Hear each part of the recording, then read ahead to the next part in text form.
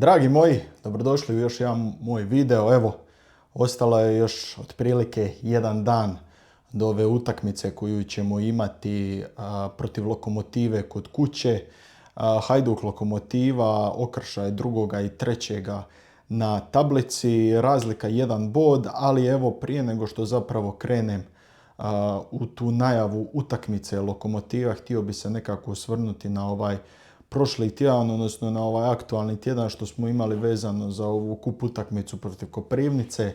Hajduk je prošao dalje, očekivano po meni da smo ispali od tako niže rangiranog kluba, onda morali bi se dosta toga zapitati, ali evo, uspjelo se proći, pobjeda 4-1, nisam htio nikakav osvrt raditi jer po meni tu nema baš sada neke pretjerane analize. Prvoligaš, četvrtoligaš, kup utakmica, uvijek je moguće svašta nešto da se dogodi u tim utakmicama, ali evo, hvala Bogu nije se to dogodilo. Zašto uopće želim spominjati tu utakmicu? Iz jednog prostog razloga što opet mi se nije svidio taj pristup.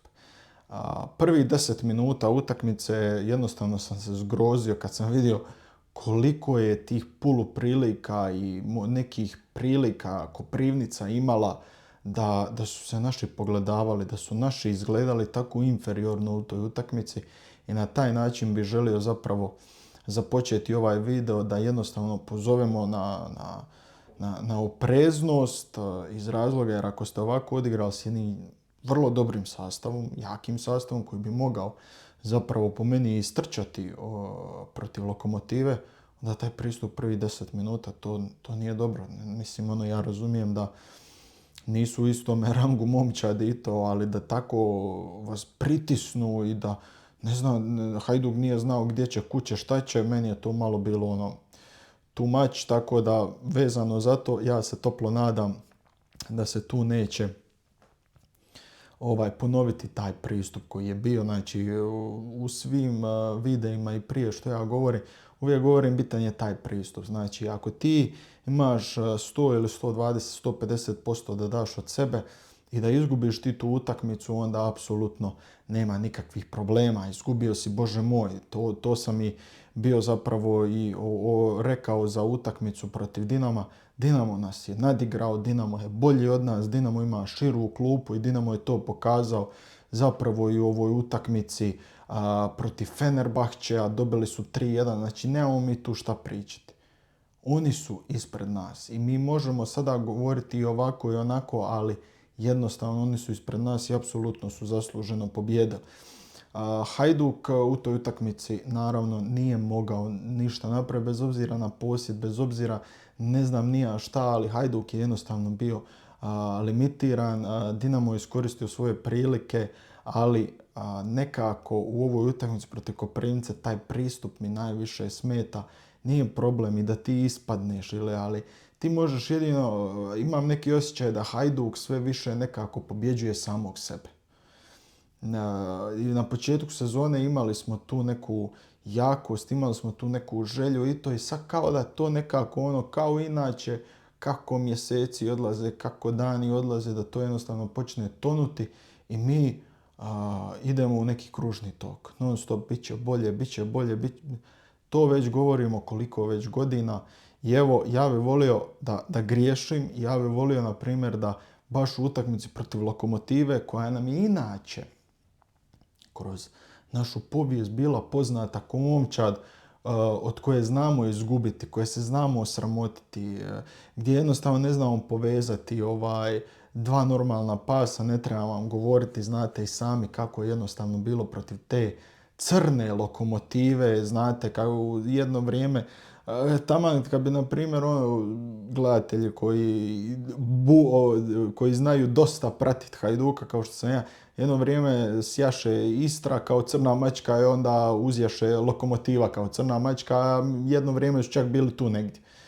Tako da stiže nam Lokomotiva, nema Čabraje, Nikica Jelavić je trener Lokomotive. Ono što bih mogao reći za Lokomotivu je svakako da mi se sviđa način na koji igraju, imaju taj jedan zanimljiv, atraktivan nogomet koji pokušavaju gajiti, ne uspijeva im to svaki put.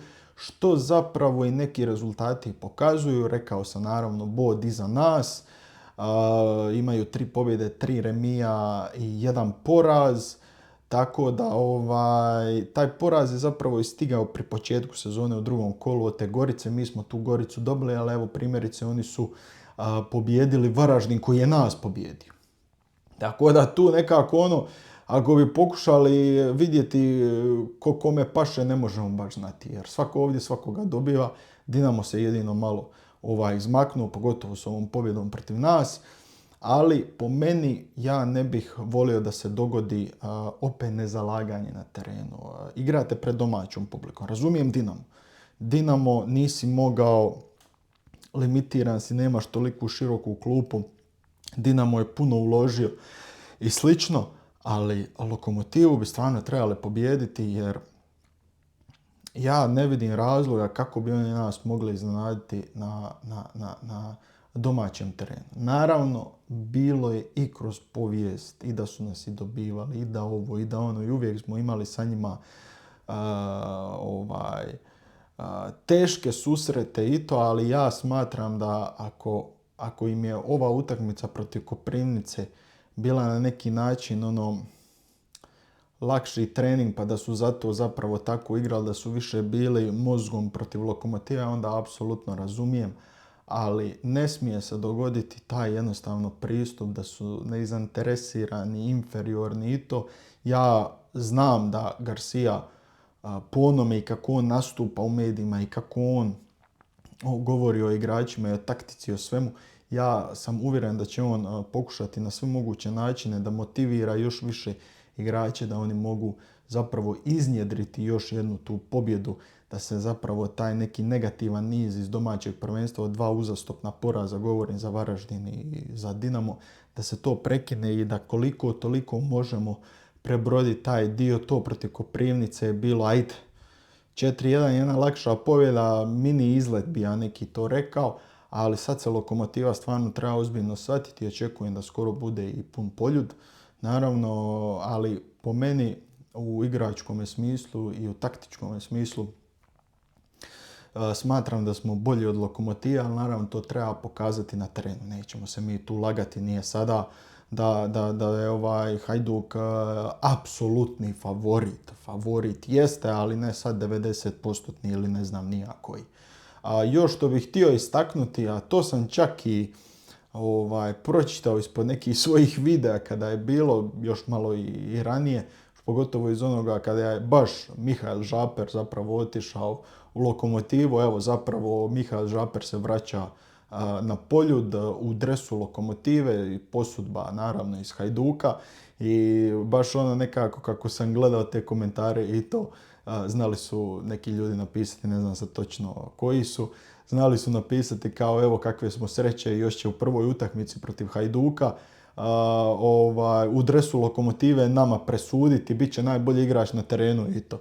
Ja evo moram njega spomenuti, ja se nadam da će on odigrati jednu dobru utakmicu za njega, ali da će Lokomotiva izgubiti i da zapravo neće još i on zabiti pogodak, jer to onda bi stvarno dokazalo neko pravilo da svi igrači koji zapravo odu iz Hajduka dali kao neki trajni transfer ili na posudbu, da zapravo protiv Hajduka uvijek igraju najbolje i da onda se opet povuče neka tematika oko toga šta zapravo rade skauti, stručni stožer i tako to, kako su mogli takvog igrača pustiti. Evo, ja stvarno ne bih volio da moram u nedjelju snimati jedan takav video, da kako ste uspjeli pustiti Žapera i to, želim za njega stvarno, dobar je momak i dobra je osoba, želio bi za njega zapravo da odigra jednu jako korektnu utakmicu, da na njegovoj poziciji, da on ne bude krivac za ništa vezano u Lokomotivi, ali evo, nadam se Mihajle da gledaš ovo i da nećeš zabiti nama pogodak. Evo, šalu na stranu, naravno, ako budemo se otvorilo, Bože moj, šta će, neće on sada sebe, neće on namjerno promašiti gol da bi Hajduku spasio, bez obzira što je na posudbi. Naravno, treba se nametnuti i mislim da na neki način i on će pokušati pokazati zapravo publici, pokuša pokazati treneru, svima oko Hajduka da su zapravo pogriješili što su ga ove sezone poslali na posudbu. Znamo da je imao tu tešku ozljedu i to je da zapravo na neki način Lokomotiva je možda dobra adresa da on povrati to sve, jer skoro 1,5 dana, gotovo 2 godine nije odigrao ono normalno kako treba. Tako da ja se evo toplo nadam da će sam on nama vratiti sljedeće sezone u punome, jer baš jedan takva osoba, jedan takav igrač nama fali, bez obzira što smo mi doveli ove Španjolce i to, ali nekako mi je žaper. Evo, volio bi čuti vaše mišljenje, što vi mislite o ovome svemu, kako vi zapravo vidite ovu utakmicu protiv Lokomotive, je li trebamo toliko strahovati ili ipak idemo kao favorit u ovu utakmicu, pa ako se i dogodi poraz, dogodi se poraz, ali po meni što zapravo ja želim da je zapravo pristup kako treba, to je najbitnije od svega.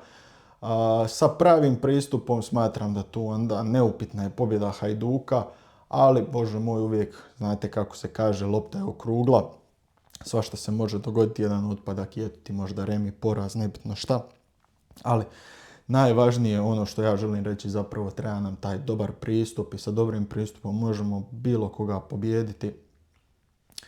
I eto, evo, kao što sam rekao, volio bi čuti vaše mišljenje, pišite u komentarima što vi mislite, ja ću se kao inače, što mnogi od vas znaju, potruditi svima vama odgovoriti. A evo, do sljedećeg videa, vidimo se i uživajte.